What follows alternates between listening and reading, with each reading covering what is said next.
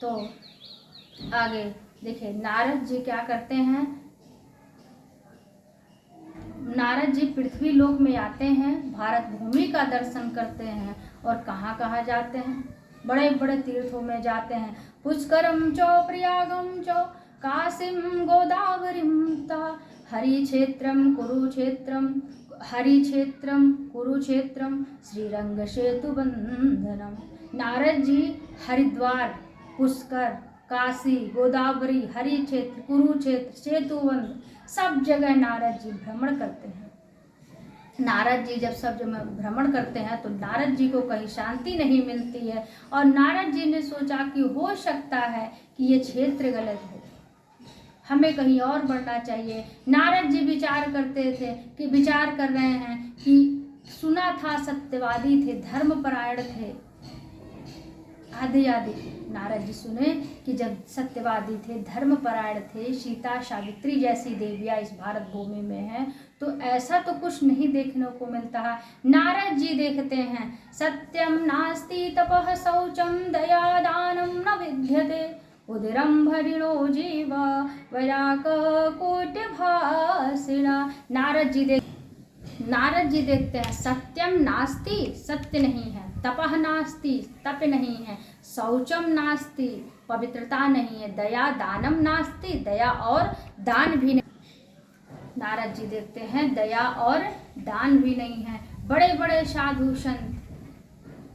साधु संत असत्य भाषी हो गए हैं, धर्म की ओट में छिप करके अधर्म कमा रहे हैं। जब नारद जी ने यह दृश्य देखा, यह दुर्गति देखी, तो नारद जी बहुत सोच में पड़ गए कि ये क्या देख रहा हूँ। नारद जी कुछ आगे बढ़े, इससे भी बड़ा पाप देखते हैं। कन्या विग्रहिणो लोभात दंपति नाम चोकलकनम, जहाँ पर दुर्गा देवी, भवानी, परा अम्बा मान करके उन देवियों की पूजा की जाती थी, वहाँ पर आज उसी देश में उसी कन्याओं को दंपति नाम चोकलकनम, उनके माता और पिता लोभ के वशीभूत होकर के उन कन्याओं को बेच रहे हैं, कन्याओं की बिक्री की जा रही है। नारद जी ने इस स्थिति को जब भारत भूमि में देखा तो नारद जी को बहुत बुरा लगा और नारद जी घूमते घूमते पहुंच गए श्री धाम वृंदावन में।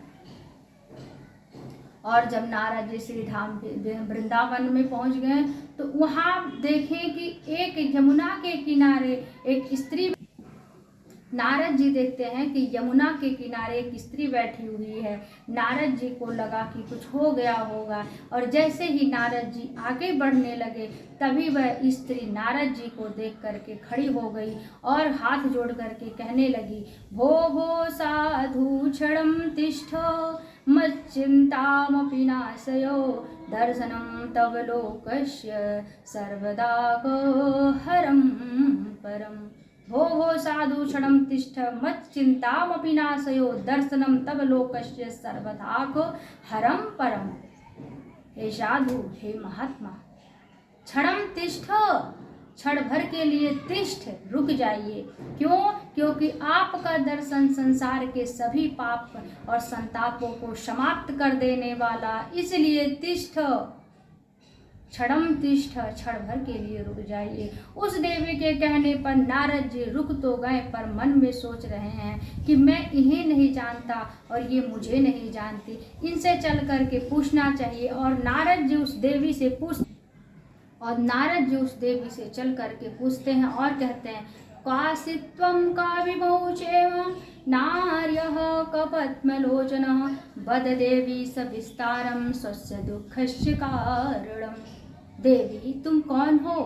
तुम्हारे बाजू में ये दो बूढ़े पड़े हैं, ये कौन हैं? ये सुंदर सुंदर देवियाँ कौन है? तुम्हारे दुख का, कष्ट का कारण क्या है? तुम इतनी दुखी क्यों हो? सविस्तारम, सब विस्तार से कहो। जिस तरीके से नारद जी प्रश्न करते हैं उसी तरीके से देवी कहती हैं, बताती हैं। अहम भक्ति रीति ख्याता इमौ में तनयो मतो ज्ञान वैराग्य नामानो काल योगे न जर्जरो। नारद जी, अहम भक्ति, मेरा नाम भक्ति है, रीति ख्याता, मैं भक्ति के नाम से संसार में ख्याति लब्ध हूँ, मैं भक्ति के नाम से विख्यात हूँ। द्रविड़ देश में मैं उत्पन्न हुई, महाराष्ट्र में पली बढ़ी, गुजरात में वृद्ध हो गई, लेकिन जब मैं वृंदावन आई, वृंदावन में आकर के मुझे पुनः अपना यौवन प्राप्त हो गया, मैं युवा हो गई। नारद जी कहते ये तो अच्छा, नारद जी कहते हैं ये तो अच्छी बात है, आप पुनः युवन हो गए, जवान हो गए, क्योंकि आज सभी चाहते हैं कि मैं जवान रहूं। भक्ति देवी ने कहा नारद जी, लेकिन ये जो हमारे बाजू में दो पड़े हैं, आप जानते हैं ये कौन है? नारद जी ने कहा बताओ। इमऊ में तनयऊ मतऊ, ये दोनों मेरे बेटे हैं। नारद जी ने कहा इतने बूढ़े? भक्ति ने कहा ये दोनों मेरे पुत्र हैं, मेरे बेटे हैं। तनयऊ मतऊ, मेरे बेटे हैं, मेरे तने, मेरे पुत्र हैं। ज्ञान वैराग्य नामानो, एक का नाम ज्ञान है, एक का नाम वैराग्य है। काल योगे न जर्जरो, समय के परिवर्तनशीलता के कारण ये जर्जर हो गए हैं और इनकी वृद्धावस्था आ गई है, इनका बुढ़ापा आ गया है और यही मेरे दुख का कारण है। जिस स्थिति में माँ को बूढ़ा होना चाहिए और माँ जवान बैठी है और पुत्र बूढ़े हो गए हैं, और बूढ़े तो बूढ़े और ना जाने कब से बेहोश पड़े हैं, यही मेरे दुख का कारण है। नारद जी आप मेरे इस दुख को ठीक कर दीजिए। तब नारद जी ने भक्ति को समझाया और कहा वृथा खेद से वाले अहो चिंतातुरा कथम, श्री कृष्ण चरणम भोजम स्मरम दुख गमिष्यति। हे भक्ति कहते हैं वृथा खेद से वाले, भक्ति तुम व्यर्थ की में चिंता कर रही हो, चिंता करना छोड़ दो। भक्ति कहती है कैसे? भगवान के नारद जी कह रहे हैं कि तुम्हारा दुख दूर हो जाएगा। भक्ति कहती है भगवान कैसे? नारद जी कहते हैं श्री कृष्ण चरणम भोजम, भगवान श्री कृष्ण के चरण कमलों का ध्यान करो। स्मरम दुखम गमिष्यति, तुम्हारे दुख दूर हो जाएंगे और मन में शांति रखो, संभालो अपने आप को। नारद जी समझाते हैं भक्ति देवी को, और जब नारद जी ने भक्ति को समझाया तो भक्ति ने नारद जी की प्रशंसा करते हुए कहती हैं जयति जगति मायम यस्य कायाधवस्ते वचन रचन में कम केवलम चाकलय ध्रुव पदमपि यातो यति कृपातो ध्रुयोयम शकल कुशल पात्रम ब्रह्मपुत्रम नतास्मि। भक्ति कहती है जयति जगति माया, आपकी जय हो, संसार में आपकी जय जयकार हो रही है। नारद जी ने कहा क्यों हो रही है? वचन रचन में एकम, वचन का मतलब होता है वचन रचन में एकम, वचन का मतलब होता है बात, वचन का मतलब होता है सुंदर, मेकम का अर्थ होता है एक। जो एक बात कह करके आपने ध्रुव पदम पिया, तो आपने छोटे से बालक को ध्रुव पद ध्रुव पद निश्चित प्रदान करा दिया, और आपने ही ध्रुव का गुरु बन करके ज्ञान दिया। जो ध्रुव ने आपकी बातें मानी तो निश्चित पद प्राप्त कर ली, तो इसलिए संसार में आपकी जय जयकार हो रही है। आपकी बातें सुन करके मेरे मन में शांति आई है, लेकिन एक निवेदन है कि जैसे आपने मेरे मन को शांत किया, वैसे ही मेरे दोनों पुत्रों को जिन्होंने ना जाने कब से बेहोश पड़े हैं, इन्हें भी नारद जी आप ठीक कर दीजिए। भक्ति के बातों को सुन करके नारद जी को दया आ गई। नारद जी ज्ञान वैराग्य को जगाने के लिए खूब प्रयास करते हैं, खूब कोशिश करते हैं। नारद जी उठाने का प्रयत्न करते हैं। भक्ति को देख करके नारद जी को दया आ गई और नारद जी कहते हैं तस्य वचः क्षमा कर्णो कारुण्यम नारदो गता तयोर्बोधनमालेभे कराग्रेण विमर्दयन्। भक्ति के वचनों को सुन करके नारद जी को दया आ गई। ज्ञान वैराग्य को जगाने के लिए अनेक प्रयत्न किए, पर ज्ञान वैराग्य नहीं उठी।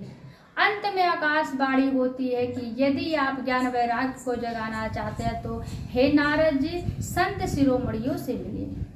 ऐसा कह करके आकाशवाणी बंद होती है। नारद जी सोच रहे हैं कि संत शिरोमणि कहाँ मिलेंगे, और नारद जी बद्रीनाथ धाम पहुँचे और वहाँ नारद जी को संत शिरोमणियों का दर्शन होता है।